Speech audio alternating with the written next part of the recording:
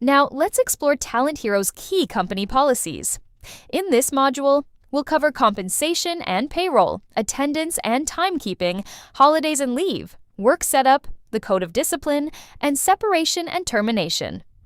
These policies are designed to help you understand your benefits, responsibilities, and what to expect throughout your employment with Talent Hero. Your compensation package is outlined in your job offer and may include your basic salary, allowances, and other applicable benefits. Payroll is processed according to your assigned payroll schedule, and mandatory government contributions and authorized deductions will be applied in accordance with Philippine regulations. Please refer to your job offer for the complete details of your compensation package. Now, let's talk about payroll schedule. Talent Hero works with clients across different industries and countries, so payroll schedules may vary depending on your assigned client. For employees on a semi-monthly payroll, salary is typically paid on either the 5th and 20th or the 10th and 25th of each month, depending on your assignment. Employees on a monthly payroll are generally paid either on the 7th or on the last Thursday of each month.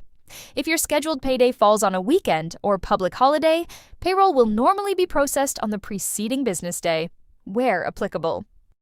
Payslips are typically issued within 1 to 2 business days after payment and sent to your registered work email. Before we move on, it's important to understand the difference between managerial and above employees and rank and file employees, as this affects certain payroll entitlements. Managerial and above employees generally receive a monthly salary that already covers rest days and applicable holidays. They are typically not eligible for overtime or holiday premium pay, but remain entitled to the 13th month pay. For rank and file employees, eligibility for overtime pay and holiday premium pay is determined by Philippine labor laws and the terms of your employment contract. Next, let's talk about attendance and timekeeping. Depending on your assigned client or department, your attendance will be managed using one of two methods. If your account uses Talent Pay, you'll be responsible for recording your own attendance by clocking in and out through the system. If your account does not use Talent Pay, your attendance will be managed by your direct supervisor or according to your client's own timekeeping process. Regardless of the method used, if you expect to be late or absent, please inform your immediate supervisor as early as possible. Public holidays and leave are an important part of your employment.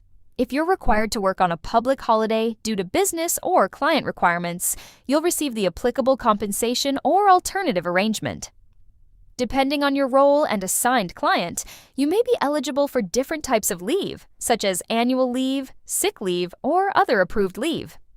When planning time off, submit your leave request through the designated system and obtain your manager's approval in advance. For unexpected absences, notify your manager as soon as possible and follow the company's leave procedures. Next, let's talk about your work setup. At Talent Hero, your work arrangement is determined by the requirements of your assigned client. Depending on your role, you may work on-site, hybrid, or fully remote.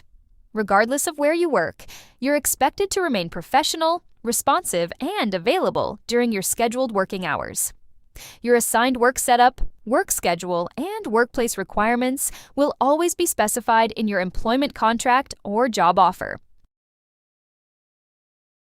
Let's now discuss Talent Hero's Code of Discipline. In line with Philippine labor laws, Talent Hero follows a progressive disciplinary process. Class 1 offenses refer to minor violations that have little or no significant impact on the company, our clients, or other employees.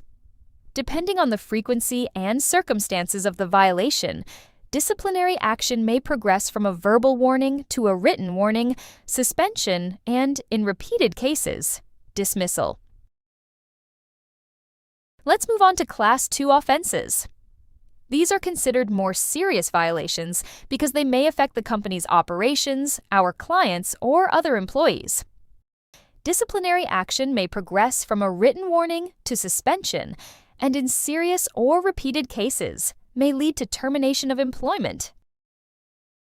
Finally, let's look at Class 3 offenses. These are considered gross violations that may seriously affect the company, our clients, our employees, or the integrity of our business. Because of the severity of these offenses, they may result in termination of employment, subject to due process and applicable Philippine labor laws. We encourage everyone to maintain professional conduct, communicate respectfully, and always comply with company policies and workplace standards. Finally, let's briefly discuss separation and termination of employment. Employment may be terminated for just causes, such as serious misconduct, willful disobedience, fraud, gross neglect of duty, or other violations permitted under the law. It may also end for authorized causes, including business-related reasons such as redundancy or retrenchment. During your probationary or regular employment, you're expected to meet the performance standards and responsibilities of your role. Our goal is always to support employees in succeeding in their roles while maintaining a fair, respectful, and compliant workplace.